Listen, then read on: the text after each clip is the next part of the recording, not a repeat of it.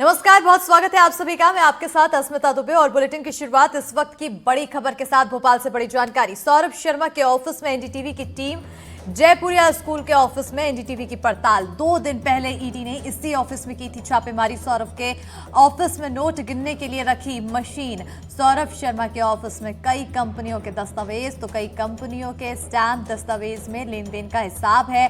अधिकतर कंपनियां सौरभ और चेतन के नाम पर हैं। चेतन के नाम पर पेट्रोल पंप से लेकर मत्स्य का ठेका। यूपी के ललितपुर में भी चेतन गौड़ के नाम पर कंपनी, चेतन के नाम पर अलग अलग बैंकों के एटीएम कार्ड है। तो इस वक्त की बड़ी जानकारी से आप सभी को रूबरू करा रहे हैं, जहां पर सौरभ शर्मा के ऑफिस में एनडीटीवी की टीम पहुंची तो एक्सक्लूसिव खुलासा हुआ। जयपुरिया स्कूल के ऑफिस में एनडीटीवी की पड़ताल के दौरान पता चला कि कई छापेमारी के दौरान कई दस्तावेज सामने मिले हैं।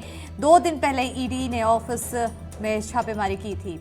ज्यादा जानकारी के साथ हमारे सहयोगी आकाश द्विवेदी जुड़ चुके हैं। सीधा रुख करेंगे सहयोगी की ओर। आकाश, कहीं ना कहीं जहां पर छापेमारी चली और उसके बाद जब एनडीटीवी की टीम पहुंची, आखिर क्या कुछ खुलासा होता है, क्या कुछ निकलकर सामने आता है? देखिए, वो तस्वीरें मैं दोबारा दिखाने की कोशिश करूंगा। मेरे सहयोगी सबसे पहले तस्वीर दिखाएंगे। जयपुरिया स्कूल का ऑफिस है। स्कूल हालांकि अभी खुला नहीं है। एक हाई प्रोफाइल स्कूल भोपाल के शाहपुरा के 20 सेक्टर में तैयार किया जा रहा है। इसी दफ्तर में 2 दिन पहले ईडी ने रेड की और पूरे दिन लगभग ईडी ने यहां पर सर्चिंग की थी। ये इस तरीके से इसे छोड़ दिया गया है घर को। ये ऐसे सांकेतिक ताला, एक लापरवाही भी कह सकते हैं लोकल पुलिस, ईडी और लोकायुक्त की भी, क्योंकि लोकायुक्त की टीम ने भी यहां छापेमार कार्रवाई की थी। जैसे ही आप इस स्कूल के ऑफिस के भीतर दाखिल होंगे, यहां पर आपको बहुत सारे कागजात, कई सारी कंपनियों से जुड़े हुए कागजात दिखाई देंगे। इसके बाद अंदर और हैरान करने वाली तस्वीरें भी हैं। ये सीएसजी फिशरीज की जो कागजात है वो है, और ये कंपनी राजघाट ललितपुर उत्तर प्रदेश में है, जो सौरभ शर्मा के दोस्त, जो करीबी दोस्त है, उसके नाम पर है, चेतन सिंह गौड़। यहां जितने कागजात हैं वो अधिकतर कागजात आपको चेतन सिंह गौड़ के नाम से ही दिखाई देंगे। देखिए, जब ईडी की टीम यहां पहुंची थी तो 2 से 3 कमरों के ताले भी तुड़वाए गए थे। वो तस्वीरें मैं आपको दिखाने की कोशिश करूंगा। देखिए, ये एक अविरल एनर्जी की इनकी कंपनी है, उसके पूरे कागजात रखे हैं। जो चेतन सिंह गौड़ के नाम पर अन्य कंपनियां, उसके कागजात बाहर ही आपको दिखाई देंगे। लेकिन ये तस्वीर देखेंगे, इसका गेट इस कमरे का जरूर बंद है। यहां पर आप देखेंगे तो आपको नोट गिनने की मशीन दिखाई देगी। आप इससे अंदाजा लगाइए कि ये कितने अमीर थे, किस तरह से पैसा कमाया कि इन्हें मशीन रखनी पड़ी घर में नोट गिनने के लिए। ये हैरान करने वाली तस्वीरें हैं। और इसी घर से लोकायुक्त की टीम ने जब पहली बार छापा मारा था तो बड़ी संख्या में, करीब 230 किलो के आसपास चांदी बरामद की थी। तो आप सोचिए कि इन्होंने किस तरीके से धन को कमाया, किस तरीके से पैसा कमाया। इसके बाद ईडी की टीम ने यहां पड़ताल की। करीब पूरे दिन तक ईडी की टीम बैठी रही। ये वो रूम है और इसका भी ताला देखिए तोड़ा गया है। संभवतः ईडी या लोकायुक्त की टीम ने ही तोड़ा होगा और इसे आप आसानी से खोलकर कोई भी अंदर घुस सकता है। ये मैं लापरवाही के तौर पर भी देखता हूं कि इस पूरे संपत्ति को खुलेआम छोड़ दिया गया है। जैसे ही आप कमरे में दाखिल होंगे, आपको यहां पर बहुत सारी फाइल्स दिखाई देंगी। ये कैश सेल की फाइल है, ये भी फिशरीज कंपनी की है, और इस पूरे अलमारी में आपको अलग अलग कंपनियों की जो फाइल्स हैं वो आपको नजर आएंगी। इसी तरीके से जो 2 अलमारियां फाइलों से भरी हुई हैं, हालांकि कुछ फाइलों को बाहर निकाल लिया गया है। इसके बाद जब आप अंदर आते हैं तो यहां पर आपको सेल फाइल की एक और मोटी फाइल दिखाई देगी, जिसे ईडी के अधिकारियों ने कल पढ़ा था। अब ये है अविरल एनर्जीज की फाइल। इसमें वैट के अलग अलग डॉक्यूमेंट्स हैं। कई डॉक्यूमेंट्स में लेन देन का जिक्र भी है। ये गवर्नमेंट ऑफ मध्य प्रदेश की ओर से इशूड डॉक्यूमेंट है। ये देखिए, चेतन सिंह गौड़ की संभवतः ये फोटो है, जो फोटोग्राफ्स हमारे हाथ लगी हैं, ये चेतन सिंह गौड़ ही हो सकता है, क्योंकि यहां पर अधिकतर जो कंपनी के नाम है वो चेतन सिंह गौड़ के नाम पर हैं। देखिए, ये अलग अलग बैंक के एटीएम कार्ड हैं। ये भी चेतन सिंह गौड़ के नाम से ही सभी कार्ड यहां पर इसी तरीके से रखे गए हैं। आप जिस कार्ड में देखेंगे यहां पर चेतन सिंह गौड़ का नाम देखने को मिलेगा। ये सौरभ का सबसे करीबी दोस्त है और बिजनेस पार्टनर माना जाता रहा है। हालांकि सौरभ जो है वो अभी तक ईडी और न तो लोकायुक्त, इसके साथ ही क्योंकि आईटी की टीम भी इसमें इन्वॉल्व है, भोपाल के मिंडोरा के जंगलों में 52 किलो सोना पकड़ा गया था। ये सौरभ का दोस्त चेतन गौड़ है, जिसकी पासपोर्ट साइज फोटो भी इस ऑफिस में रखी हुई है। और एक बहुत बड़ी भूमिका चेतन सिंह गौड़ की भी इस पूरे मामले पर है, जो अब तक खुलासा हुआ है। आपको इधर तस्वीरें दिखाएंगे तो यहां पर एक लैपटॉप है, लैपटॉप रखा हुआ है और कई कंपनियों के जो रबर स्टैंप हैं वो रबर स्टैंप है।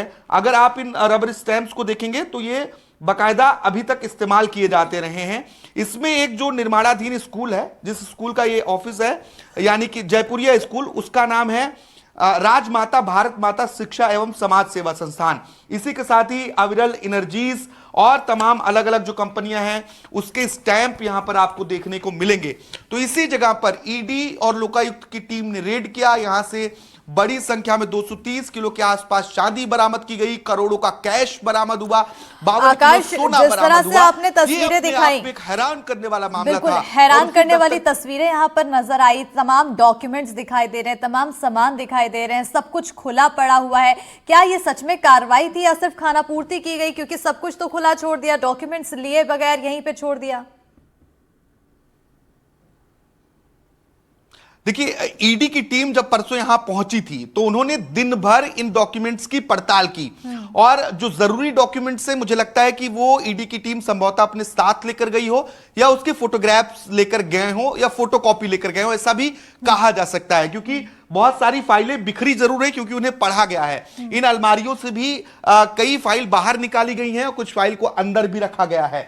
और क्योंकि यहां पर 3 जो कमरे हैं, उन 3 कमरों में ताले बंद थे, तो उन 3 कमरों के तालों को खुलवाने के लिए ईडी की टीम ने एक जो ताला खोलने वाले लोग हैं उन्हें भी बुलाया था। लेकिन हालांकि वहां से कुछ महत्वपूर्ण दस्तावेज नहीं लगे। जब वो खोलने बाहर निकले थे तो उन्होंने ऐसी बात हमें भी बताई थी और जानकारी भी लगी। लेकिन यहां से क्योंकि पहले ही लोकायुक्त ने जब छापा मारा था तो लोकायुक्त ने चांदी समेत कैश और तमाम अन्य सामग्रियां जो हैं वो पहले ही बरामद कर ली थी। तो ईडी ने यहां सिर्फ डॉक्यूमेंट्स खंगाले हैं और अभी विस्तृत जानकारी ईडी की ओर से भी नहीं दी गई। लेकिन जिस तरीके से इस पूरे दफ्तर को लावारिश छोड़ दिया गया है, खोल दिया गया है, यह जरूर एक लापरवाही है। लोकल पुलिस को भी संभवतः सूचना दी ही गई होगी छापे के वक्त, क्योंकि वो यहां पर मौजूद थी। जैसे ताला तोड़ा गया था, टूटा हुआ ताला यहां पर लगा, यानी कि कोई भी सामान्य व्यक्ति यहां आ सकता है। लैपटॉप है, प्रिंटर की मशीनें आप देख सकते हैं, डेस्कटॉप है, कई महत्वपूर्ण दस्तावेज आप नीचे भी देखेंगे तो दस्तावेज जो है वो फाइलें जो अलग अलग कंपनियों की फाइलें हैं आप देखेंगे। यहां पर अविरल एनर्जीज की फाइल्स है।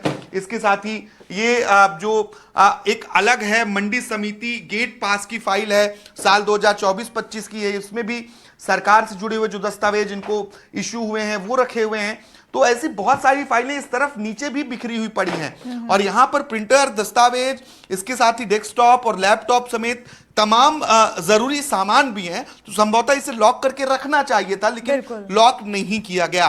तो आप जब अभी बाहर की तस्वीर में इस गेट को बंद करके दिखाऊंगा तो गेट को तोड़ा गया है, जो ताला लगा था उसे भी तोड़ा गया है। संभवतः ये लोकायुक्त ने पहले तोड़ा हो या फिर ईडी की टीम ने, क्योंकि अल सुबह यहां पर रेड की थी परसों, तो ईडी की टीम ने इसे तोड़ा हो। आप यहां देखेंगे एक सील नुमा, ये 20 तारीख की सील मुझे लग रही है, संभवतः लोकायुक्त ने ये सील लगाई हो जिसे तोड़कर ईडी की टीम अंदर घुसी हो।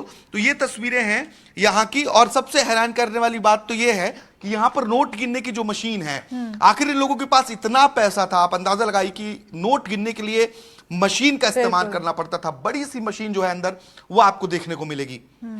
बिल्कुल आकाश, क्योंकि कई ऐसे दस्तावेज आपने दिखाए जिसमें जो उनके करीबी बताए जाते हैं। आखिर अब तक जो जानकारी ईडी की तरफ से यानी कि प्रशासन की तरफ से दी गई हो, उनमें किसके किसके नाम का खुलासा हुआ है जो बहुत ज्यादा करीबी रहा हो?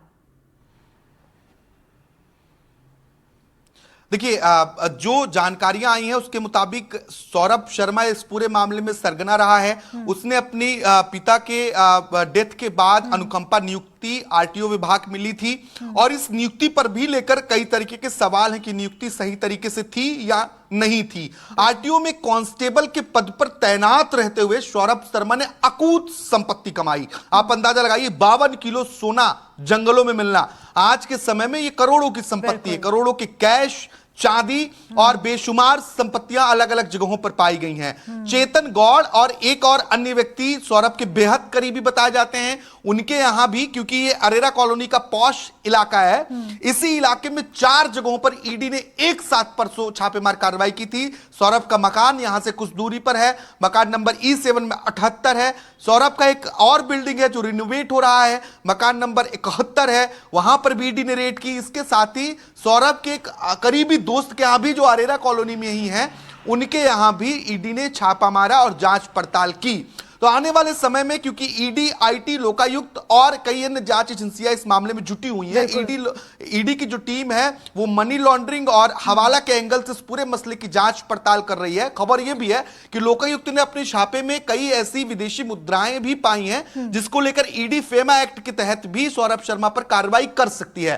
हालांकि सौरभ अभी भारत में है या भारत से बाहर है, क्योंकि कुछ जगहों पर यह जानकारियां हैं कि सौरभ दुबई में है। सौरभ का इन्वेस्टमेंट दुबई और चीन में भी बताया जाता है, लेकिन सौरभ अब तक जांच एजेंसियों के हाथ नहीं लगा है। हालांकि उसने अग्रिम जमानत याचिका जरूर लगाई थी, लेकिन कोर्ट ने मामले की सबसे बड़ा सवाल यही है कि आखिर सौरभ कहां है, सौरभ आखिर कब जांच एजेंसियों के हाथ चढ़ेगा, और साथ ही साथ जांच एजेंसियां कब इस पर आगे की कार्रवाई करती हैं और क्या कुछ खुलासा इस पर होता है, इस पर नजर बनी रहेगी। बहरहाल यहां पर लापरवाही की भी तस्वीरें देखने को मिली। बहुत शुक्रिया आकाश, तमाम तस्वीरें दिखाने के लिए, तमाम जानकारी देने के लिए।